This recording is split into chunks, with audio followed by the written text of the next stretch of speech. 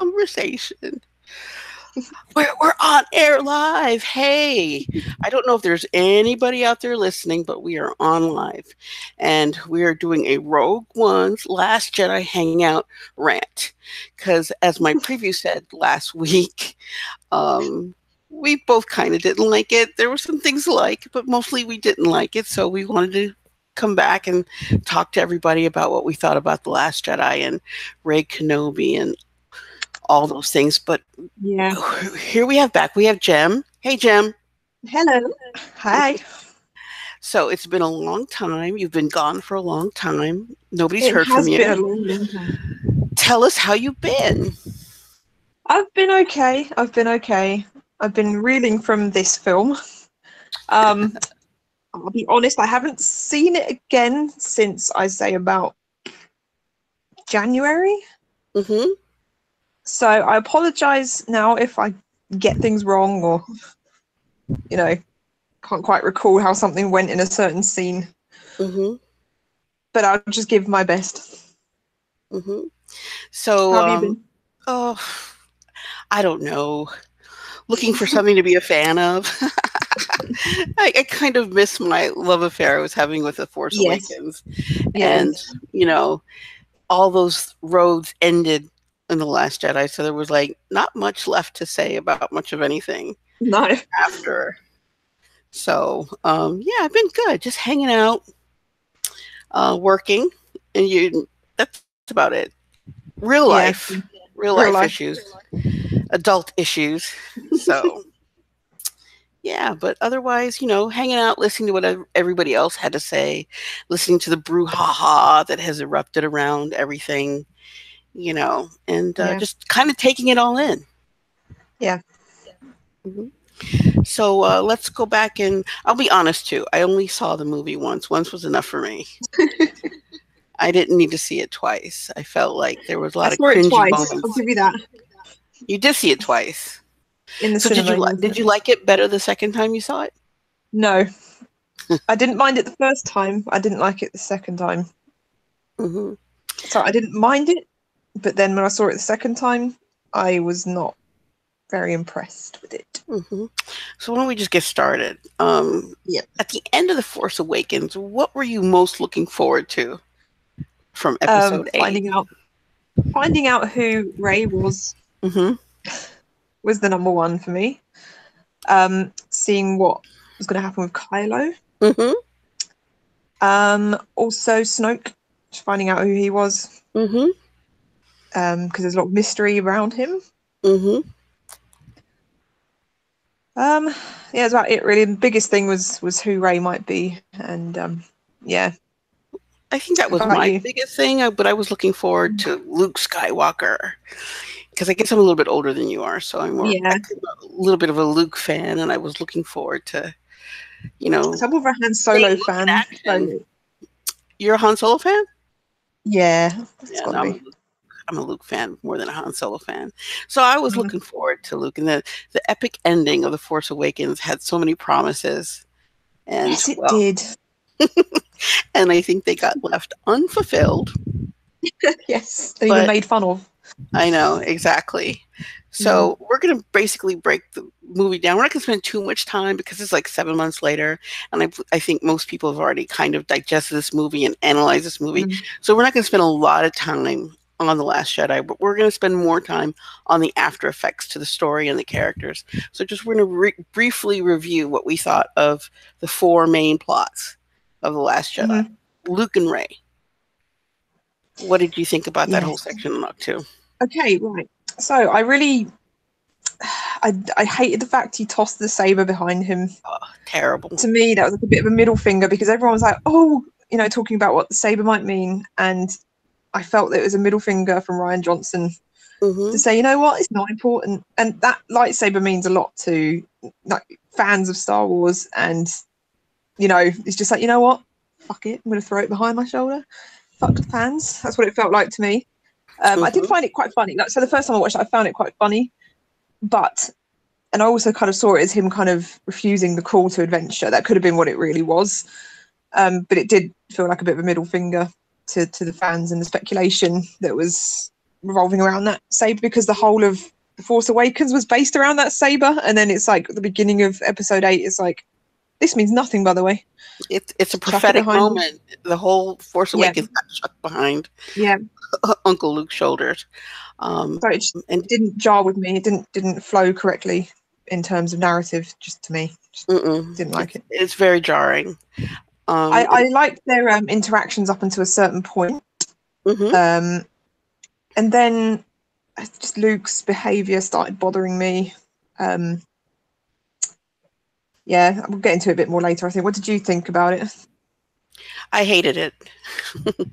I thought that, well, I guess because I feel like it was disrespectful to Luke's character, to Anakin's character, to Obi-Wan's character. I mean, to me, it was disrespectful to the whole saga, because that saber is a through line through Episode 4, through Episode 7, through Episode 4, and then back into the prequels, because it's there from Attack of the Clones to Revenge of the Sith. So for me, it was like, it made literally no sense to me. No, it was treated, because Obi-Wan tells Anakin in Attack of the Clones, your saber is your life. And I guess that the biggest problem with The Last Jedi to me is that it craps on the narrative of like 6 movies. Yes. For me, it was jarring, because it craps on everything that we know up until then and says everything that you know, it's just crap. And this is how this movie's going to go. So anyway, as I said, we're not going to spend too much time. Anything cute on Octo? No. Say again, sorry? Was there anything cute or... I found the porgs annoying. No, I found them irritating. I found the nuns annoying. What little we saw of them. I thought there would be more. Yeah, just wasn't. I don't know. It's just product placement, isn't it? It's basically. All right. So as I said, we're going to move through this real quick, because everybody else is already, done this about 8 months ago. Kylo and Snoke. Any thoughts on those two? I found them not as interesting. I found the connection between them not as interesting as it was in The Force Awakens.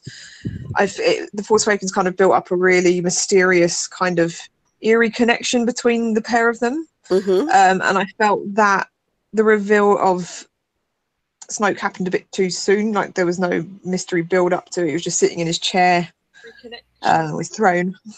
And it just felt dead. Like that all that mystery built up just felt dead, like immediately. And I just felt like I wanted to know more about what this connection was between them, and it just kind of didn't really deliver to me. It just felt flat, very flat. Well, I didn't find Snoke all that scary or mysterious. It was again, in this movie, the golden Playboy robes were like, whatever. It did nothing for me. I'll be honest. I don't want to sound miserable to anybody, but the whole thing did nothing for me. And even Kylo, I didn't enjoy Kylo as much in this movie as I enjoyed it in Force Awakens. He felt different. He felt like a different kind of character. Yes. I mean, he didn't seem as cool. Yeah, he felt, even though he was more like torn apart in the Force Awakens, he just that depth had gone in The Last Jedi. There was no depth to his character, in my opinion. Conflict. Okay, I'll be honest. What fascinated me about Kylo in The Force Awakens was his obsession with his grandfather, not necessarily his relationship to Snoke. And I think that was thrown over the shoulder in The Last Jedi also, because it's just, does anybody remember that that's what he was obsessed with in the first movie? There's a continuity issue for me. Yes, yes. The whole of The Last Jedi is a continuity issue from The Force Awakens. Definitely, like most plot points that are there in The Force Awakens just either get ignored or destroyed, or it's just like it's like a reset button is pressed. at the beginning of Last Jedi, and it's like, yeah, it just and to the other parts of the stories, and there's a space chase with Leia, Poe, and the very slow space chase. Holdo, is that her name? Holdo, Admiral Holdo, Captain Holdo. I don't know what her rank was. So, how did you feel about that section of the movie? I didn't like it. I'm sorry if anyone liked it. I found it very slow paced. I felt like instead of this whole space chase, and also the Canto Bite thing that happened, they could have, maybe done something a bit more interesting, like delve into Rey's backstory, delved into Finn's backstory, Kylo's backstory, even more than what they did. They could have built up more character development rather than going on this B mission to a casino planet where, they save some horses but leave the slave children behind. Don't get me started. I found that quite. Yeah. That's not. The space, but I just felt. Sorry, continue. No, the space chase for me is because I'm a Star Trek fan. I'm not just a Star Wars fan. It was too much Star Trek in my Star Wars, and I kind of like, separation of church and state.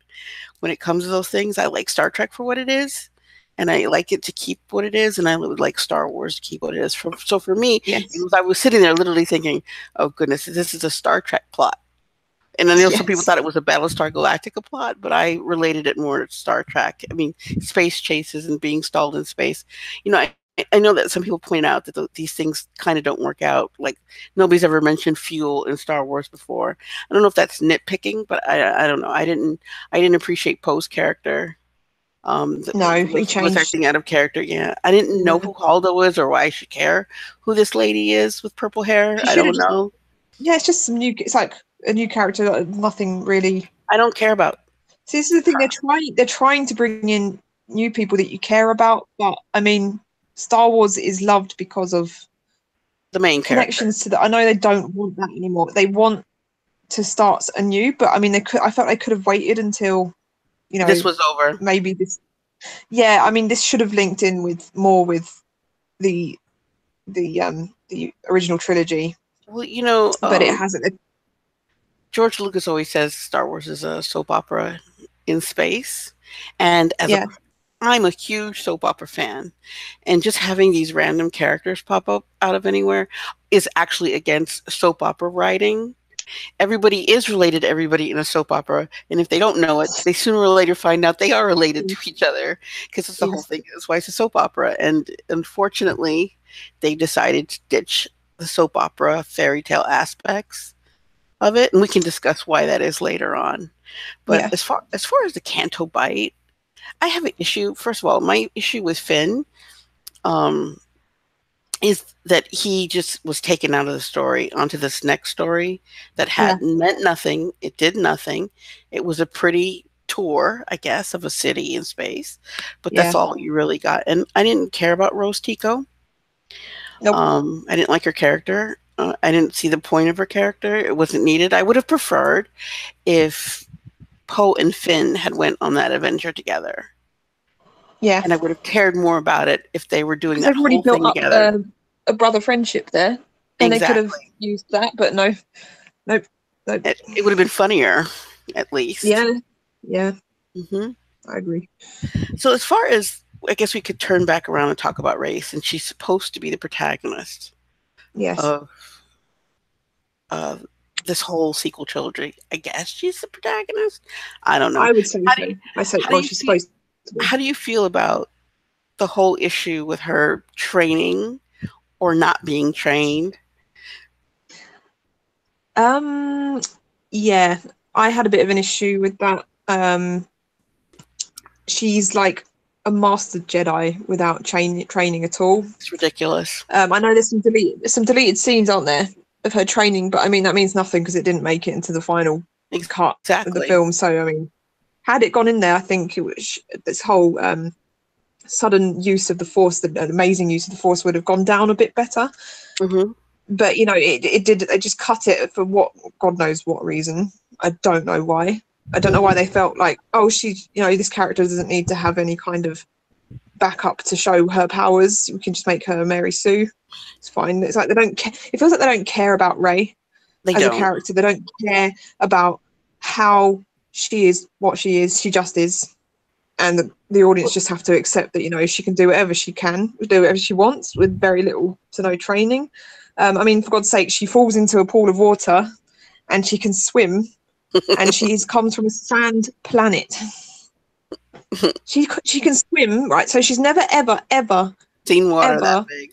Seen water like that, right? Except for her dreams. And she falls into a massive deep pool and swims. You know, she's never learned how to do it. She's lived on a planet full of sand. And, you know, she doesn't even need to learn how to swim because apparently she can just swim. Well, you know, there's this whole controversy about it being male fans or fanboys that hate Rey's character and think she's a Mary Sue. But, you know, both of us are females. And right. I think we grasp onto the Rey Kenobi theory because that was an explanation of who she was, yes. Why the saber called to her, and why she had all those powers. It made sense. Well, if you take that away, what do you have left? Just an empty shell of a character that can just do anything without any substance there whatsoever. I know, and it's ridiculous. And I think personally, as a feminist myself, other feminists should be offended. And the fact that they're not, it upsets me.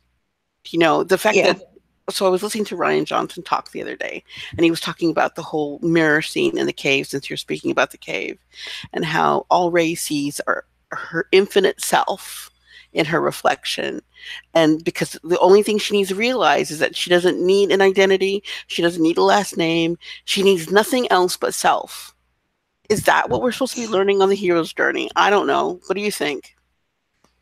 No, because most characters at least have some kind of. I mean, even if she's a nobody, like fine, we still need to see her parents and why she does what. Because a person's backstory, right, in any kind of narrative, any kind of story, there should be a backstory there which makes them do what they do, right? And that is what makes your character. That's what gives your character depth. And I was recently on a writing course, and this is an author that's got a book published now. And she was banging this point home to us all. She's saying you have to have your character has to have. You don't have to show them all of it. You show parts of it which are relevant to why your character behaves the way they do. But if you have a character that has like no backstory, like nothing given to you, and she has no apparent parents and they're just nobodies, why do we care why she reacts the way she does when things happen to her?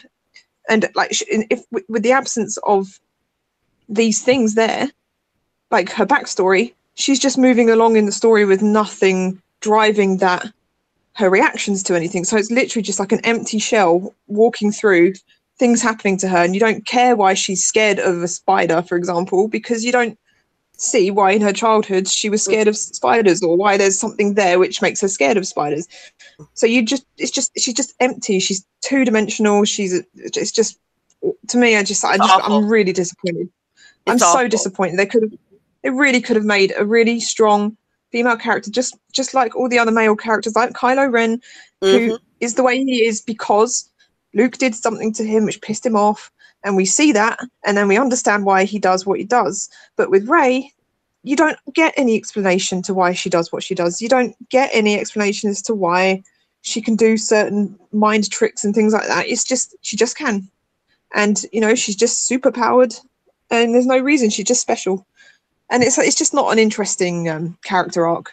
And it's like a big no-no. And this is coming from like an author that was teaching us recently. She said you can't just have a character just go through a story and not have motivation, backstory to and reasons why. She can't even remember anything about her family. It's like, so why does she wait for them? If she can't remember them, why does she wait for them? It makes it's just, to me, it makes absolutely no sense, which is why I'm kind of hoping that there is more to it, and I just can't believe the writers can be that silly. I'm glad you make hope, but I've let go of all hope. I'm not hoping for anything because I don't care anymore. Because the movie didn't care to tell us about Rey. The movie cared, or Rian Johnson cared more about Rey. Kylo. He he cares more about Kylo, which makes sense. Kylo's a Skywalker. Yeah. He's the one with the background. He's the one with the story. He's the one you would naturally gravitate to because they have a background. Yeah. But don't tell us you're going to give us a female protagonist and then fail to do that. Because then you lied. Yeah. It's tokenism. And I don't understand why we hear no more outrage. And I know there's a lot of fandom that were happy with what they got, especially the people that were shipping Reylo are happy as long as she's the shadow of Kylo, but it doesn't make me happy, which is why I wanted a lineage for her. No. She should have been equal. Nobody should ever stand before you and say, you're a nobody, but you're not anybody to me. Well, thanks. Yeah. Kylo, you just killed your own father. You're emotionally abusive behavior. Say that again. We missed That's what, like, that is, it's emotionally abusive. So that is what, like, an abusive partner would say to someone. Yeah, to try and break you down and make you feel like an empty person. And then you get missed messages from Rian Johnson. Was that an abusive moment? Was he just saying that to her to make her feel bad about himself?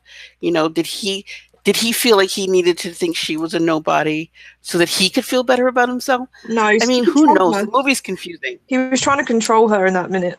Trying to break her down so that she would have nobody in the world apart from him to lean on. And that is not positive message to put across, I don't think. And I'm glad she said no. I'm glad she walked away. At least they did that and they didn't have her going with him at that point, because that is a really horrible message to put across. What could have completely changed it? We were talking about it. What could have completely changed the dynamic of that scene? Remember we were talking about it before? Just to change the line. I can't remember what it was though. As far as it said, you're not a nobody, but to me, wasn't it? No, he says you're a nobody, but not to me. Yeah, there was something which he could have said, which would have made it less completely changed the dynamic. Yeah, and less controlling, emotional blackmail. You know, I can't remember what it was. When it comes back to me, I'll see if I can remember. Here's another issue I have with Rey, that moment and the movie, is that Rey's the protagonist. He was knocked out and she didn't kill him.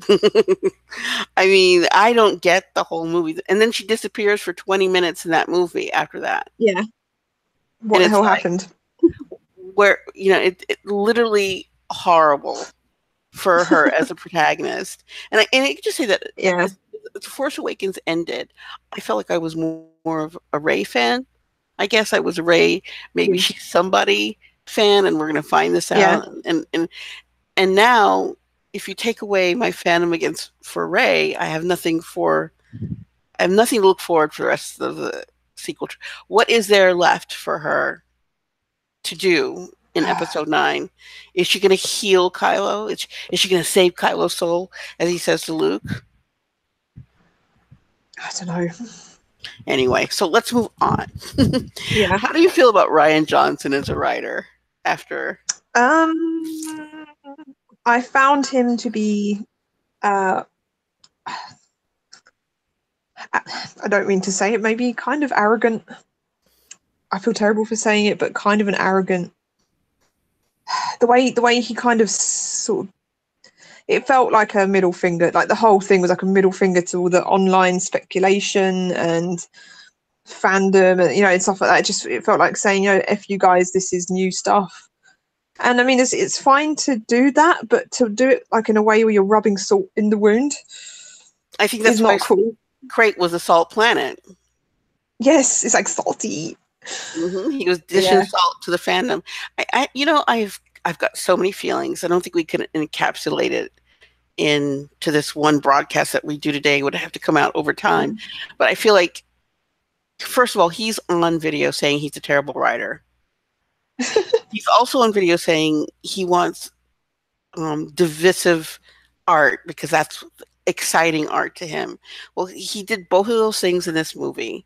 But the problem is you're building on a saga that's 40 years in the making, 6 movies in, and just to say, hey, nothing matters anymore is so destructive. I don't know who let him loose in the candy store. I don't know who greenlined it.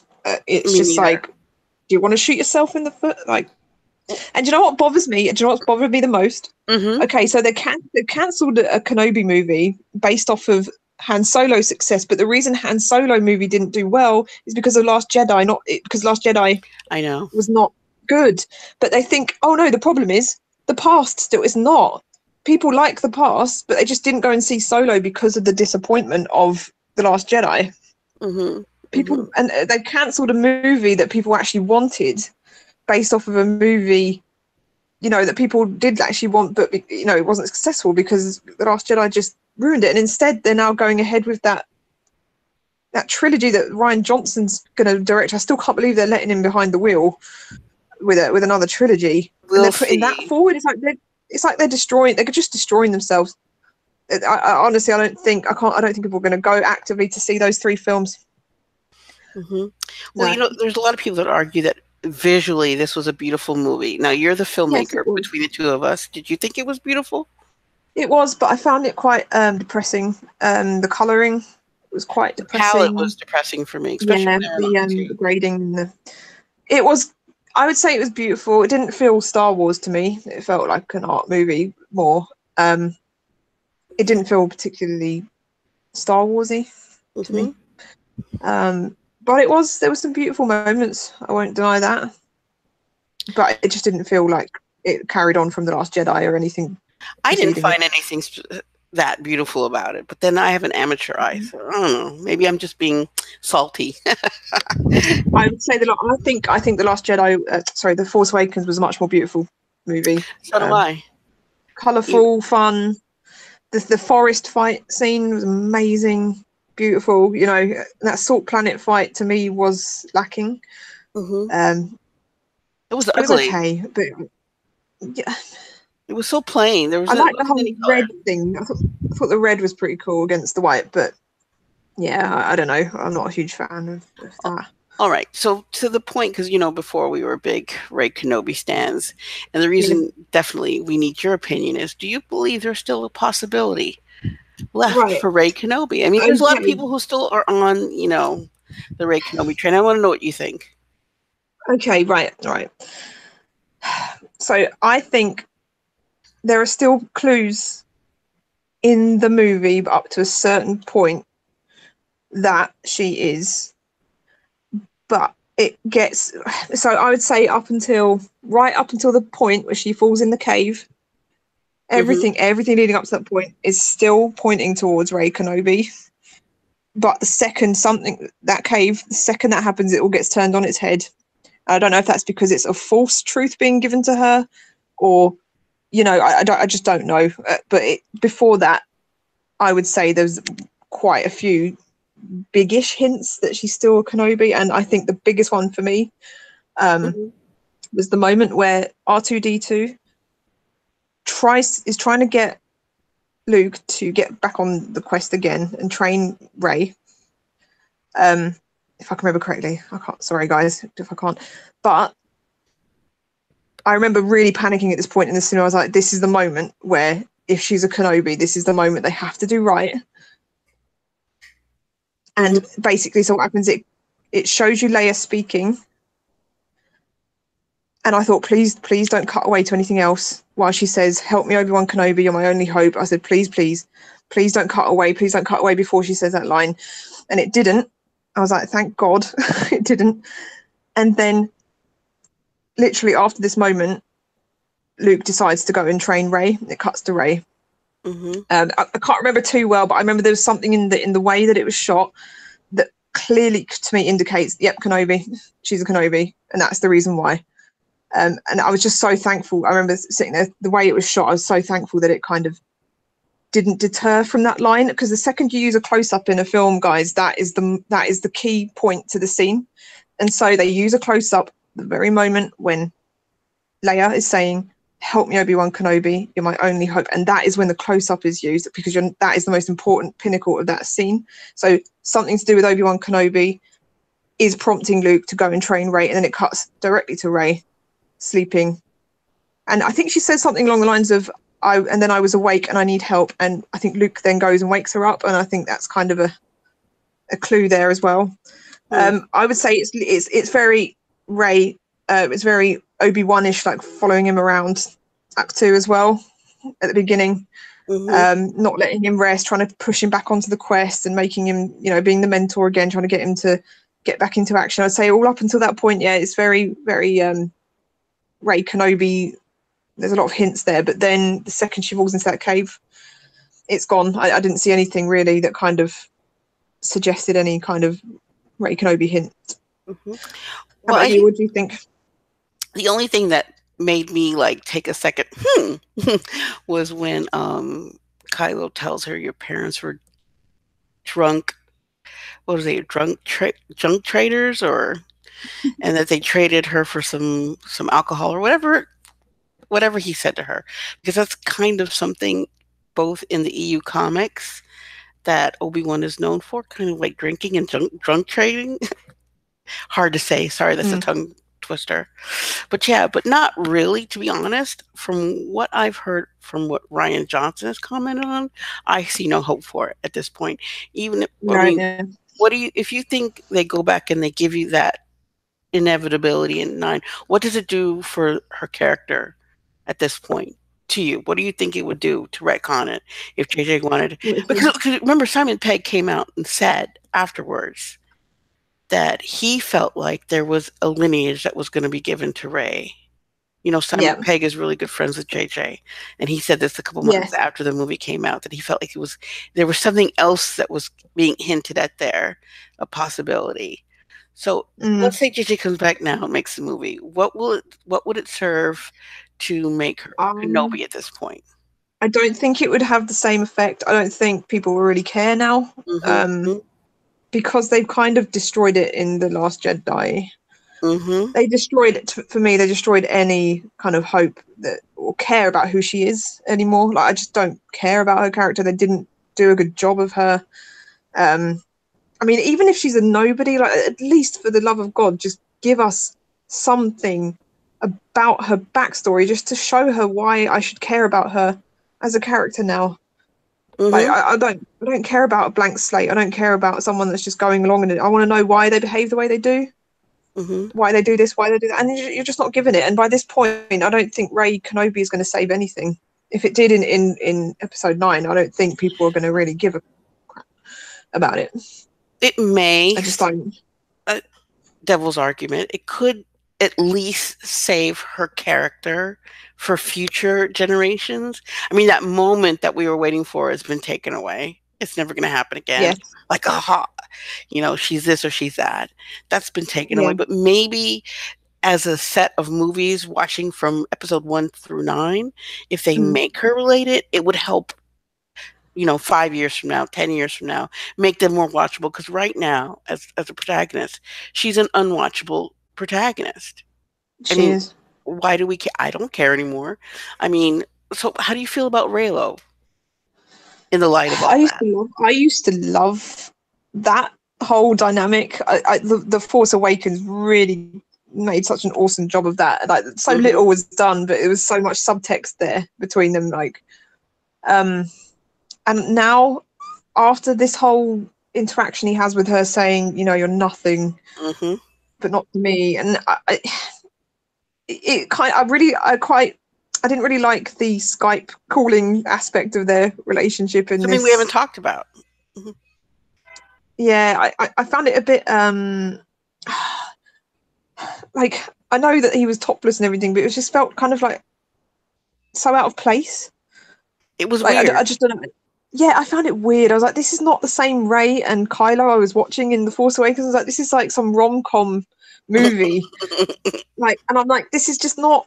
This Kylo is not mysterious anymore. He's just a joke. Like, it's just like, oh, here, I'm topless. Oh, it's so funny. It's no mysteriousness to their relationship. There's no sort of power in their relationship anymore. It's all just like a joke. It just felt a bit like a joke in that moment. And I was just like, oh, it's just a lot of the comedy. I think a lot of the humor really missed the mark in this film.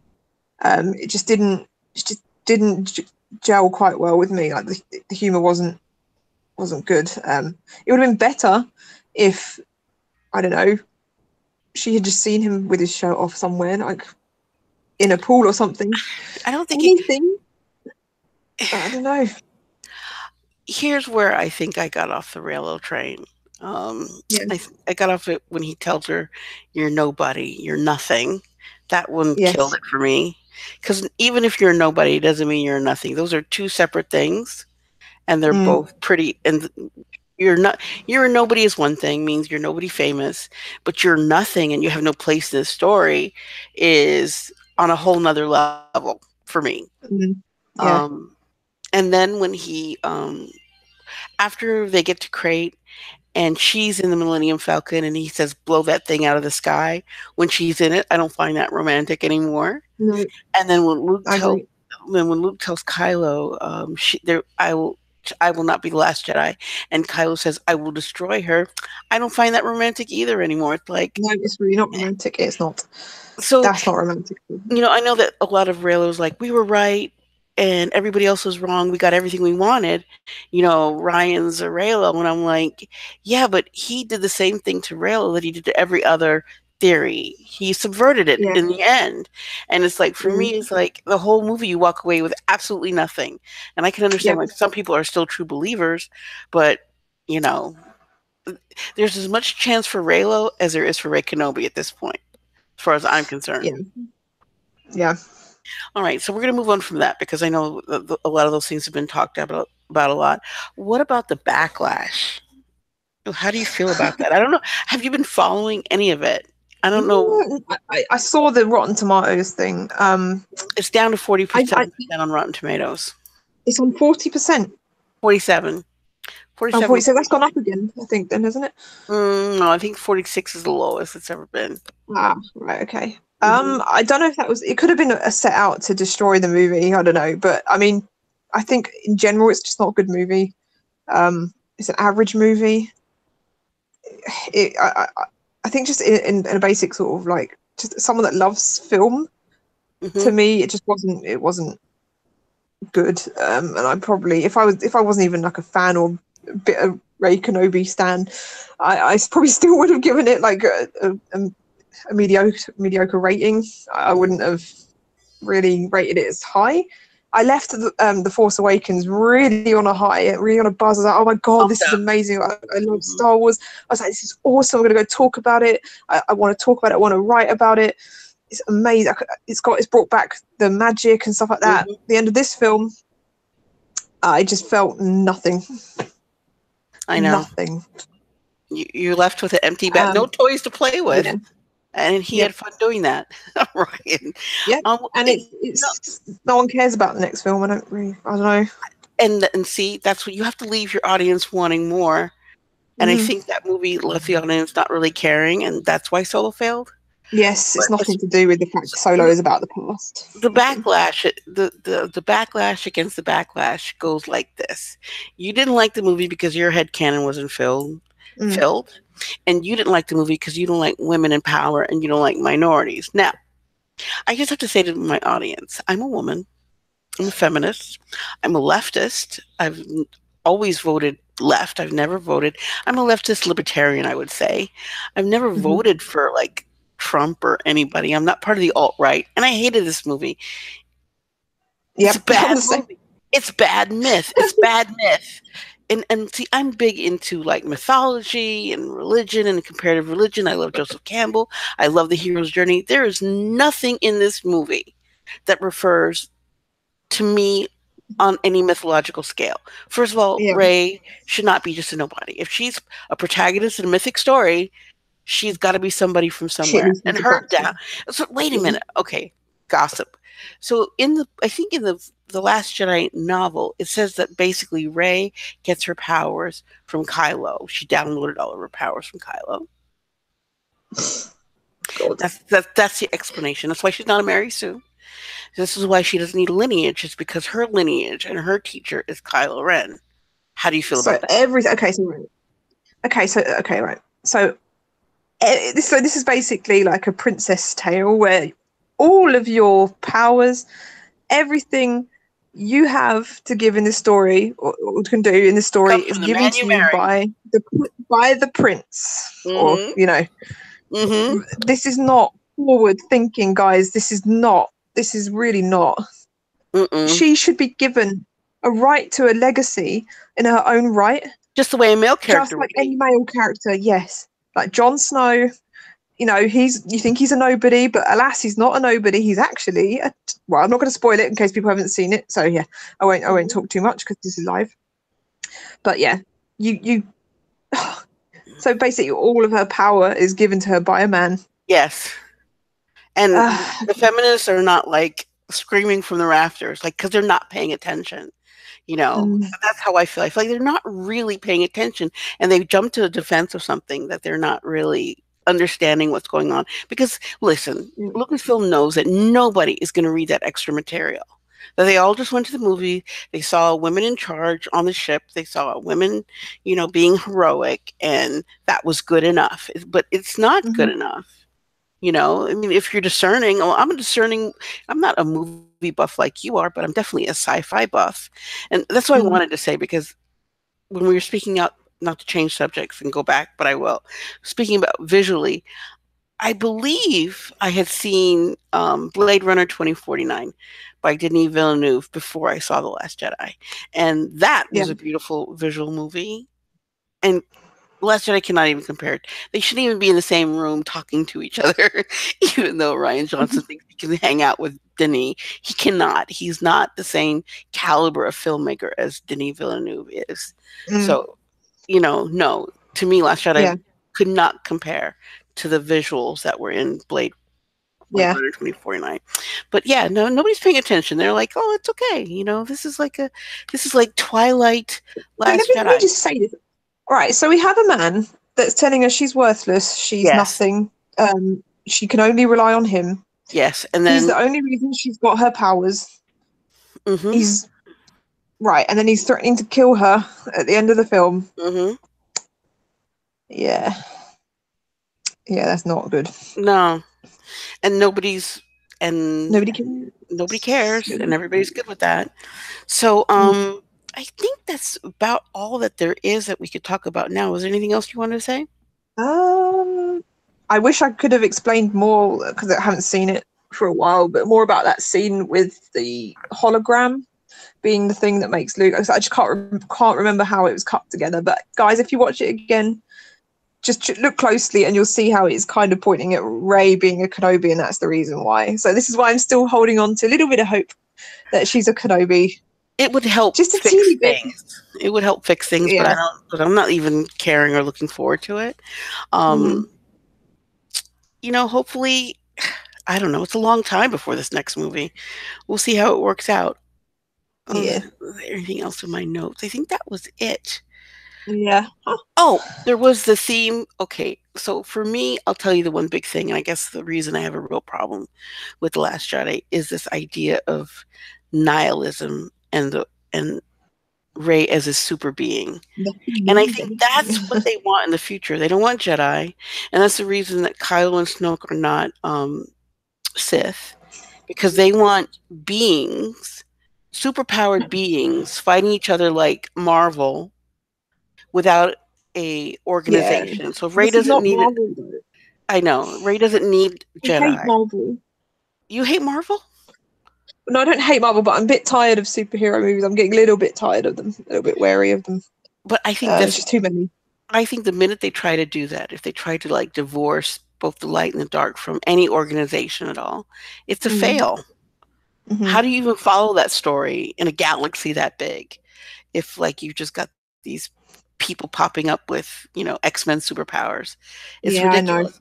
Speaking of that, Broom Boy. Oh, yes, I was just about to say Broom Boy. Okay, I know. Right, I know he's supposed to represent anybody can be a Jedi, or anyone can be. But to me, all I was thinking at the end of that film was, oh, I wonder who he's related to. So I still was just like, damn it. You know what I mean? It's just like I still have this hope in Star Wars that, you know, there's a secret somebody around, and, you know, you find out there's some related to some epic hero from the past. And that, no. Okay, for me, that was the icing on the cake. I despise Broom Boy with the heat of 1,000 suns. I'm supposed to care about this kid. I don't know who this kid is. Don't know where he came from. I barely saw that he lifted that broom when I saw it the first time. You know, And it's like, how did he hear about Luke's story all the way across the galaxy where there's some like satellite TV in between planets? I mean, I despise everything that Broom Boy stands for. I really do. No, I do. It sums up just the craptastic writing that Rian Johnson does. Because he tries to make you care about characters that we have no context for, and we should not care about Holdo, Rose, Tico, Paige, Tico, or Broom Boy. No, why can't Finn have like force powers?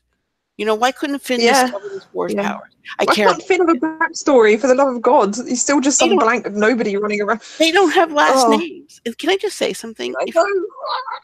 You can Google and search how popular a character is by their social media mentions, by how much they get mentioned on Twitter or Facebook. You can actually measure that mathematically. There are like different websites that let you do that. You could put Darth Vader in, you could put Obi-Wan Kenobi in, you could put Luke Skywalker in. Any character with a first and last name. Do you realize you cannot measure the popularity of Rey at this moment? She has no identity. She has no last name. And I'm telling you, it's terrible.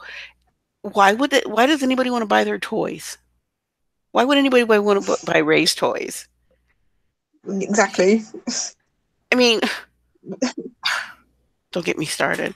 Listen, look, I know that we both hadn't talked about this in a long time, but it was good to get in touch with each other and just talk about it, and just know that we are going to start to do more with this channel again. I know that Jem will probably be doing some things by herself, and I will probably be doing things by myself, but we will be getting together and doing updates. And I have to say that like, I am a huge Dune fan, and I know that there's this rumor that Denis is getting started on filming Dune at the beginning of 2019. So I definitely want to keep this channel updated on that, because Dune is going to be epic, especially because I'm very encouraged by what he did with Blade Runner 2049. Right. I don't really know anything about Dune. I know, but I might watch it, and then we can hopefully help a little bit with some of the. Well, for any disaffected Star Wars fans, if you don't know what Dune is, definitely pick up the Dune from the 80s and watch it first, unless you want to read all the books. And I wouldn't say that anybody wanted to read all of those books. You know what I mean? But definitely pick the movie up and see it first. It's a little complicated, but it's really, really good. But I'm really excited about that. I'm more excited about Dune than I am about Episode 9. And that's really sad, because I love Star Wars more than anything. Give me Game of Thrones. I can't wait for Game of Thrones. Well, you can do some Game of Thrones reviews on here also. I definitely think you should definitely do that. Isn't there one season left? Yes. Then you should definitely do a preview of that. Do we have any predictions for Episode 9? No, because to be honest, Episode 8 left us with nothing to speculate about. Apart from the fact, was Kylo lying or not? That's about it. So here's the rumors. Nothing. You left no mystery, nothing. So I know there's nothing left. So here's the rumor. There's going to be a time jump. That's one of the rumors. So maybe there's like a huge time jump, and Rey's got the Jedi books, and I know that CP3O is reading them to her, because at least they didn't let her read them on her own, because we know she can't read that ancient language. Wait, but you sure she can't just magically do it? You know, just they wanted to, right? They wanted to. They wanted to let her read it on her own. I don't know. She'd have to have CP3 read the whole thing to her. I mean, how else are you? Okay, at least they did that. But I have like nothing. Is there, besides Rey Kenobi, is there anything you want to see in Episode 9? I just don't care about it anymore. Oh, well, I do. I'll tell you what I care about. I'm just I want to make sure that Kylo stays Supreme Leader. That's my big thing. I want to see him do it. I want to see him run the galaxy. I don't. I can't see him now having another redemption arc, because it's like, okay, fine. He started really bad. In Force Awakens, started really bad. Started to show that he was redeeming. Killed his dad. Then showed how conflicted he was, and then he started to redeem himself because he's got friendly with Rey in The Last Jedi, and then they went back to square one again, and he's now really super bad, super evil again. It's like, what? But then you have the last moment when he feels sorry for himself with the dice. Oh, I didn't see that. I don't remember that. You don't remember the end when she closes the door on him?